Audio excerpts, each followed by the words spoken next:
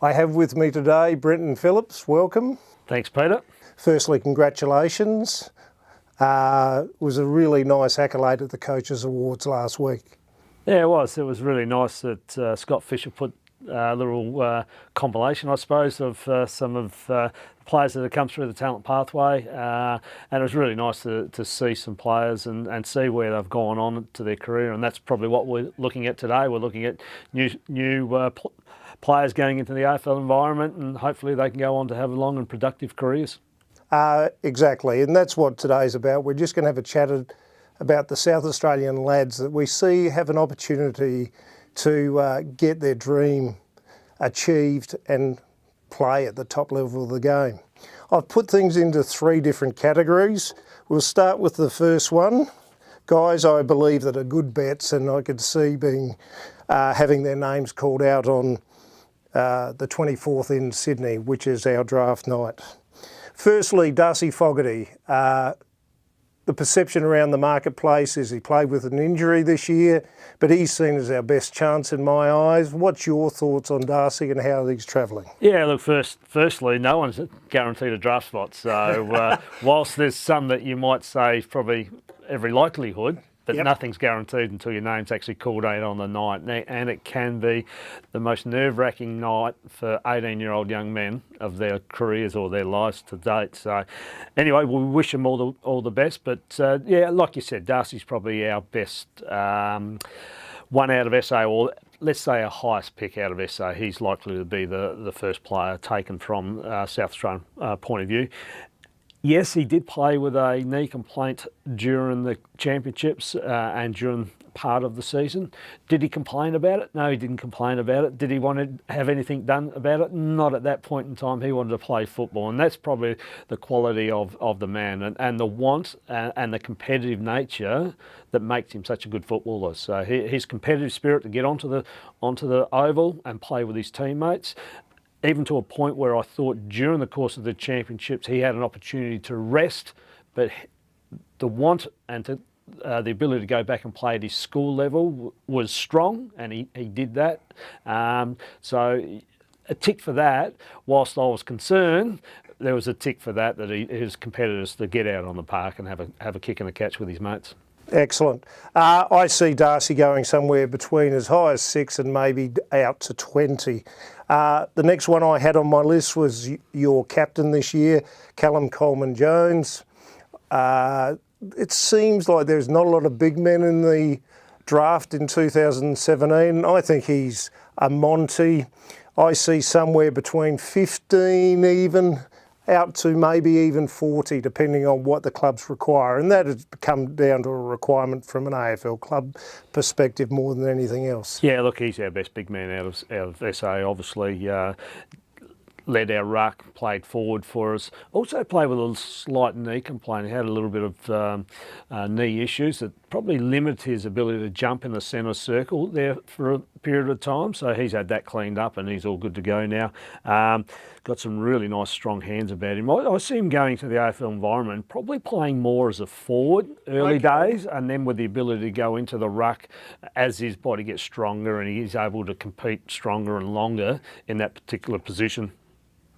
Yep, certainly. A couple of other Sturt boys that I see as very good chances are Charlie Ballard, the Sacred Heart lad that's only been in the system really for a season, and the lad with X Factor, Jordan Houlihan. Both of those lads have got something about them as footballers, and I think they've shown a number of AFL traits. Yeah, look, both of them had pretty good under-18 championships this year. You know, Charlie's come on to us late, and saying that he grew some, half a foot or something in a short space of time. And so that's enabled him to play as a tall, but have the ability to still have that ground ball as he did when he was a little bit on the smaller side. So he's really jumped up in front of some AFL eyes. As you said, Jordan Houlihan's got some unbelievable traits in terms of his ability to catch the aerial ball, and he can take off one step and sit on top of packs almost Jeremy Howe style. So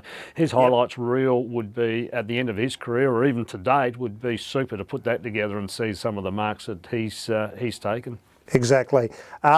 two others that I think really in with good chances. The lad from Woodner, Harrison Petty, who really spent 2016 concentrating on his schoolwork, which isn't surprising knowing his parents are teachers, and Andrew McFarlane, who has been touted as a 200-game AFL player, although he had a long run with injury this year. Yeah, Petty's an interesting one, as you said, coming from Woodner, boards at Ross Trevor, so he's typical country kid. He's a little bit shy, but once you actually get to know him, he's a really nice young man. So he found his way into the talent pathway this year, and we'd always heard through the Norwood connection that they thought he could play, and it was just about encouraging him to come out to Norwood and participate in the training and get involved in the club. Once he did that, his talent took over, and we just saw what his ability to do was outstanding. And the other one you mentioned is Andrew McPherson. He's a beauty. Like he's going to be. I know it's a big call, but I think his ability to actually captain an AFL club down the track would be up there amongst it. He's a leader at the moment. The way he led during the championships, albeit he didn't play, but he was still involved in the leadership group and showed some great leadership off the field, was outstanding. So I sort of look at him like a Matty Broadbent style. He's going to go into a footy club, he's going to play his role, and he's going to play for the club and stick fat with that particular footy club. So I think he's a beauty, Andy. Yep. Two others that I want to mention. Certainly Jackson Edwards has been committed, will be drafted either in the senior or the rookie draft. Crows have mentioned they'll take him as a rookie, which I think is about fair. That's where he falls into the category.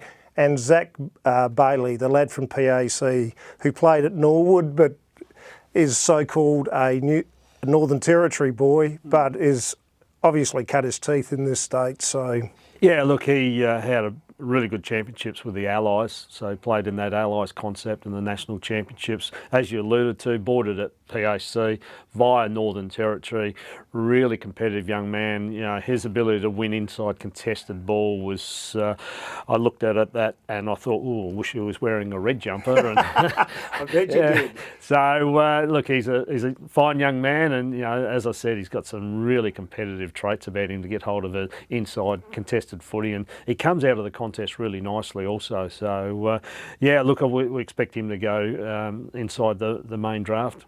Certainly. Now, my next lot is I've called in the frame. What I'm suggesting by this, these guys could be picked up later in the draft or are more likely to go as rookies, but there's some interesting names. I'll just run through a couple of them and maybe you can give me some feedback on each of, or the ones you really think have a really good opportunity. Alex Martini is one from Glenelg. Jake Wiedemann was outstanding at the state screening. Brodie Carroll ran an elite agility test. Mitch Crowden's already played league football and is as tough as nails. Josh Smithson is a natural talent. Nathan Kruger has a number of AFL traits. And a lad I liked from the Imperials Football Club up at Murray Bridge, Braden, Zerk Thatcher. Any of those jump out at you? Oh, look, they all jump out at me, Pete, and it's really hard to separate each and every one of them. I think they've all got their claims to be made, and they're all probably in the frame to be spoken about. It's really interesting. I spoke to one of the head national recruiters who has a high pick in the top 10 of the draft, and his comment was at the time, he said, I still don't know who we're going to take. He said, it's that wide open, and the fact that someone could be taken at 20 or could be taken at 65, it indicates that that's how wide the draft pool is, and that they'll go down to that sort of number to find some talent. So, as you said, each and every one of them are really in the frame. Mitch Crowden, ability to run sub-threes at the state combine was, impressive. Very impressive, and he backed it up 3 times. It wasn't just a one-off, it was the 3 of them sub 3 seconds. So, he's consistently does that. He consistently wins inside footy. Yep. He runs and spreads, and his aerobic capacity is really good also for a midfielder. So he's that midfielder type that probably needs to be talked about. Zerk Thatcher, as you mentioned, just a really good kid. We played him as a 19-year-old this year, come in, just played a defensive role. All he wanted to do was play for the team. He just loved the environment and loved being around the team. So he was a beauty. Sam Davis, I'm not sure if you mentioned him through that spiel through there, but Sam Davis is another one for me. I thought he's got some real fine AFL traits.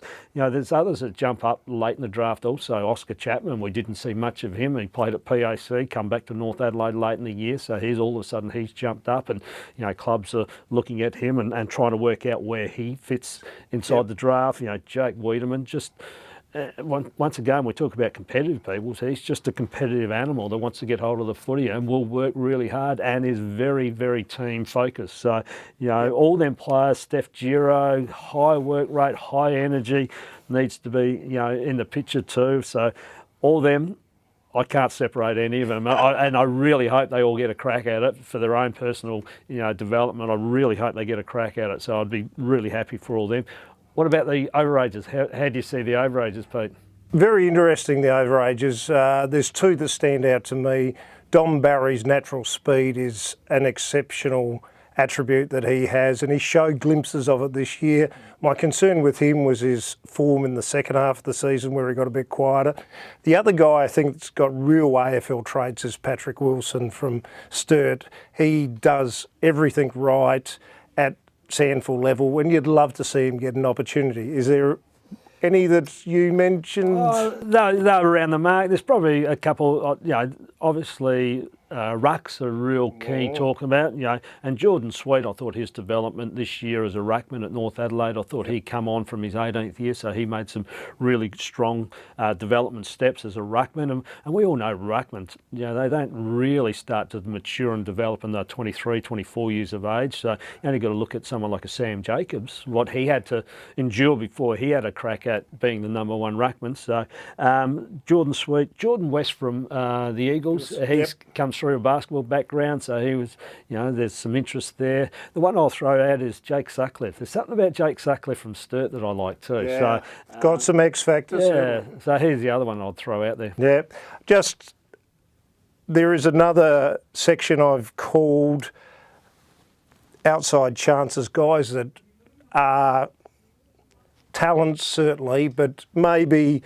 aren't seen as obvious choice. I mentioned amongst that Isaac Muller, Liam Denton, Cameron Ball, Bryce Denham. Is there any there others than those half a dozen that you might mention to me? Lockie Charlton, did we mention Lockie Charlton from the PAC kid, Nord kid from across on the Eyre Peninsula, also over Port Lincoln way. So he's another one that's got some real fine AFL traits. He's a good 193, 194 centimetre that's probably sub 3, 20 metre sprinter also. So he's got some really good AFL traits about him. So he's still developing. He's coming through that boarding school style, so he comes out of that, and so hopefully he'll develop into a really good footballer down the track, and we hope he goes, but if not, Nord will pick up a pretty good footballer. Exactly. Just finally, what would you see as a pass mark for the amount of South Australians drafted this year? Oh, look, that's always, everyone keeps asking the $64,000 question. Look, I don't know. It's got to be above 10, I reckon. It's got to be pass mark, 10 to 15. If we can get 10 to 15, including rookies, I reckon that'd be probably where we'll sit. Excellent. Sticks, thank you very much again. Congratulations on your 11 years as the under-18s coach, and all the best in the new role at the Sandful. Thanks a lot, Pete. Cheers.